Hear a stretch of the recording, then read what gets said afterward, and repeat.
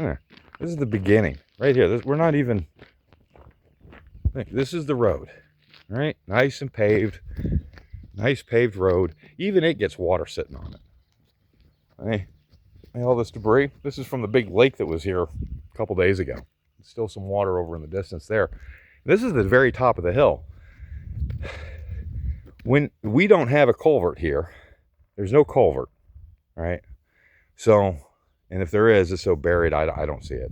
Point is, there's no culvert for the water to go. So if the water comes here, it's going to go that way. So if you erode this stuff out, all you're doing is asking for all this standing water to climb up in here. There's no reason for this. There's just no reason to do this. Other than just being destructive for the sake of being destructive. I mean, they're going to prove me wrong. They're going to somehow rut up the entire road, not buy gravel, not rake it out, not fix their ruts, and somehow I'm going to be wrong. This is going on the second year. The second year I've been dealing with this. I don't know how many times the police have been out here, but somehow every time they come, whether it's me or my dad that calls them about, and we only call for property destruction. Only for property destruction. Broken locks, broken gates, destroyed flower beds, bent up decorations, stolen cameras, over and over and over again. Over and over again. These cameras aren't cheap. And they're not easy to place, because to follow the rules, like I've got a camera right here. You know why this camera's here? Is because it's right by the gate. And this lets me know at my house if somebody's coming down the gate, which means wait a minute and let them pass so that we don't cross each other on the road and need a 24-foot wide road. It's real simple. I have a couple of door chime alarms, like when you walk into a convenience store, that ding dong, and it only goes off in my house, lets me know when somebody's on the easement. Again, you know, if somebody's on the road, there's no reason to have a Mexican standoff on it. And I mean, these cameras are not cheap, but this is a solar powered camera. I never have to put the batteries in it. It's got a backup battery right down there.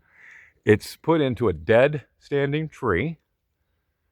The other one is just strapped onto a live tree. That's a solar panel over there, and that's the little camera. And you can talk through it, and it hears audio, and you can move it around and whatnot.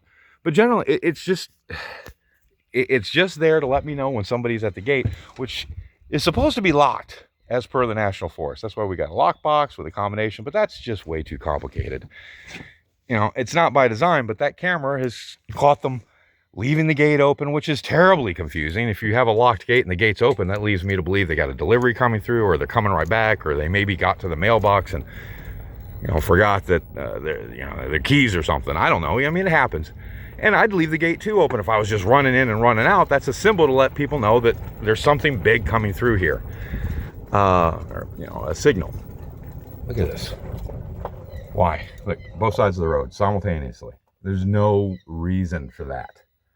That's not just sloppy driving. That's intentional destruction.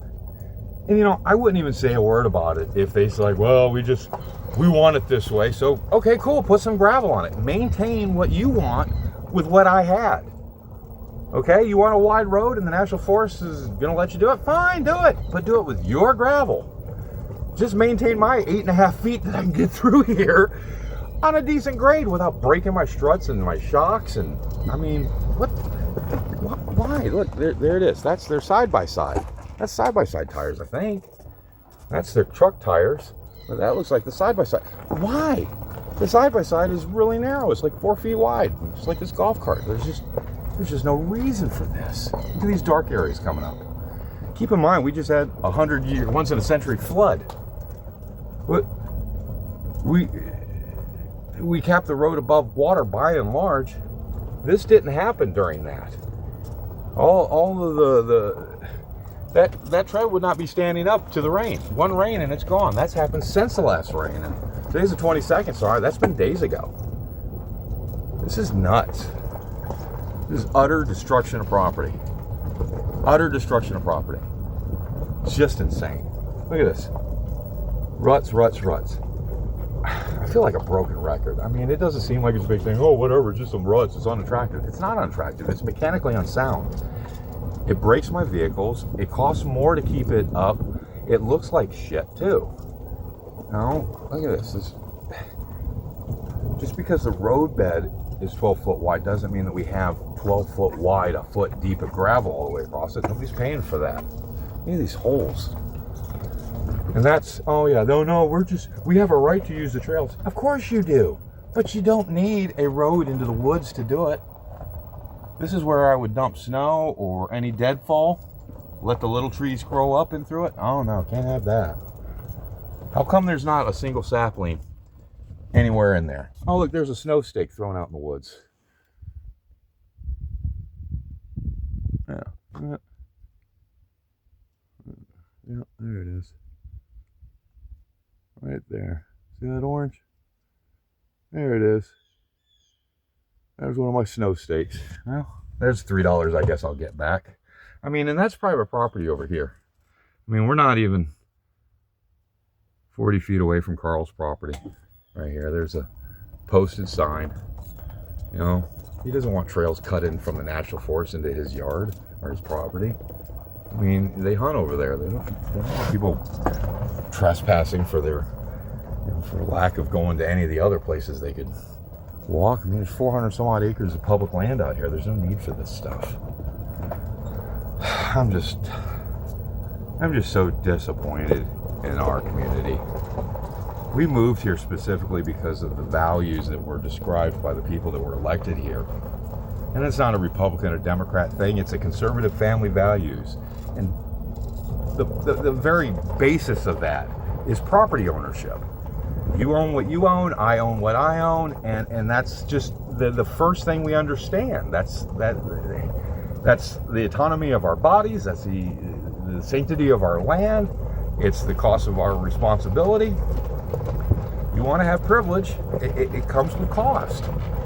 And the privilege of life is the responsibility that comes with it. I'm just preaching. I'm just so fed up. This is why I can't share a driveway with these people. Look what they did to my road. I'm going to let them do it to my private property too. This is the cutout that they think is... I mean, how is that a driveway? They can't even stay on the road on 12 feet. How are they going to not hit all my money makers, all my maple trees? You know, a maple tree that's hundreds of yards away is not worth as much as one that I can drive right up next to and get my syrup. These maples are worth money to me, and they took several. Look, there's the log right there. That's the, you know how much maple syrup that's going to cost me over the life over my life? It's $1 gallon a year, $50 a year per tree. For however long I might live. I mean, that tree's would have outlived me and everyone else here. But no, we had to take it down because they had to have a slightly degreed angle, and the National Forest can't remove their 30-year-old piece of sheet metal. And they just seem astounded why I won't just break the rules and cut it down without them having to go through the trouble of writing out a piece of paper to rescind their stupid 1/3 of a bearing marker. It's just insane. I guess I'm left with nothing else but to just sue everybody and be that guy.